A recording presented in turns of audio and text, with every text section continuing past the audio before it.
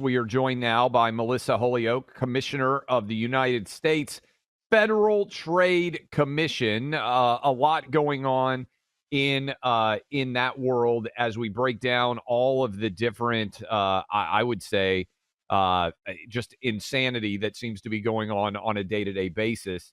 A lot of different mergers underway, a lot of different moving parts associated with the tariffs and everything else. You're new in the job. How has that been for you so far? Oh, well, thank you. And thank you for having me on. I'm super excited to be here. Thanks, Clay. The job has been wonderful. It's been amazing. We had a change in administration in January, so it's nice to finally have a positive agenda that we can implement. But like you said, things are changing every day, lots of big things in our world. I think what's interesting is we get a lot of questions about tariffs, and I will get a lot of questions about tariffs, but we don't, even though the word trade is in our name, we don't necessarily do anything with tariffs other than see maybe some of the consequences of that. So we don't negotiate those or enforce those. So what we're looking at, what the Federal Trade Commission does, is protect American consumers in the United States, mostly from fraudsters and scammers, and like you said, from anti-competitive behavior, and we look at mergers in the world and see what's happening with companies, and we want to protect Americans from monopolists as well. What are some of the, thank you for being with us, Commissioner, it's Buck. What are some of the primary frauds? You know, one thing that we have a great sponsor on the show that deals with identity theft, and one thing that I've seen is just how sophisticated some of these efforts are to do that. It's really, it used to be somebody would send you an email saying, you know, I'll give you $1 million if you give me 10,000, and unfortunately that would work far too often. But it's a little bit on the obvious side. Now they're getting really good at pretending to be from a bank. Or, I mean, what are the kind of scams or the kind of things the FTC is focused in on policing these days? That's such a great question. I mean, because that is a majority of our work and what we want to focus on. And fraud has just growing and growing. It was $10 billion a couple of years ago, and now it's grown 25% to over $12 billion. And it's what we want to focus on every day. So, and what we're seeing, like you said, is we're seeing lots of sophisticated frauds and the use of different technologies. So one of those examples is they use voice cloning technology.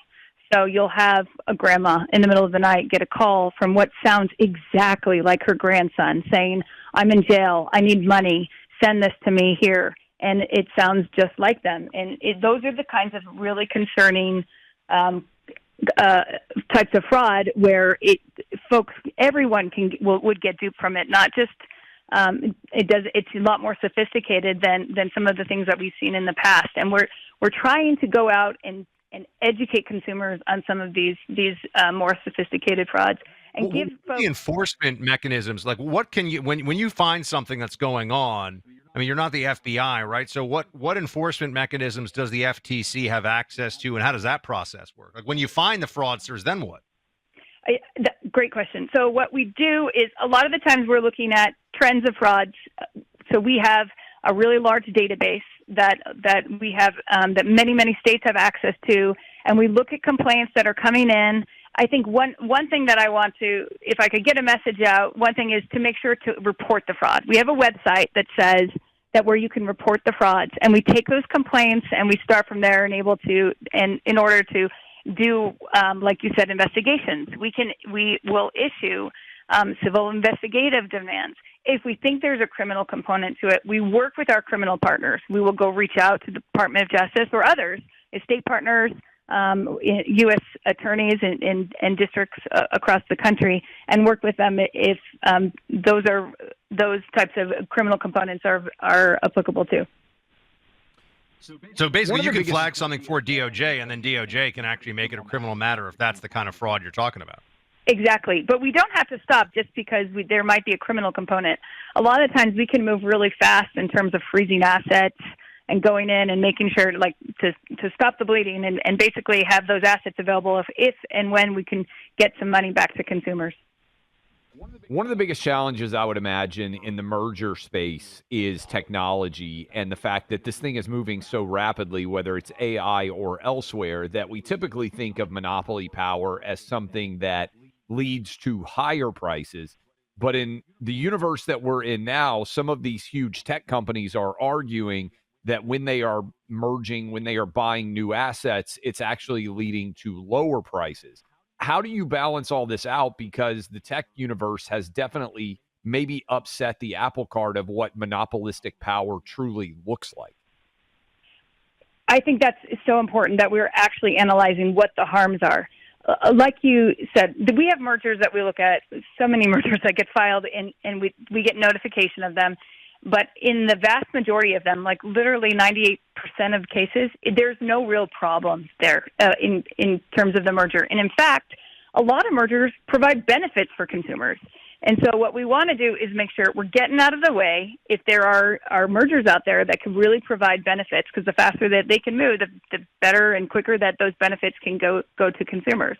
And then in the smaller amount of cases, yes, we'll take a second look in those 2% of cases to see what's happening. But like you said, in tech and in big tech, these are extremely dynamic markets. Things are changing all the time, and we want to be analyzing them correctly so we're not providing or we're not preventing any benefits that consumers could enjoy. Outstanding stuff. Well, look, we need you back. I know you got a lot to get involved in, because we've got the big rail merger that they're talking about right now. I'm sure you're going to be diving into so many of these different cases, so many of these different decisions. Just keep us on speed dial. We want you on to be able to bring us up to speed on so many of these different issues going forward. Congratulations on hopefully being able to get a lot more done now with the new administration. Well, I appreciate that so much. I love the work that I'm doing. It's very important. I will say one thing that if I can just leave with a few last moments thoughts related to the tariffs.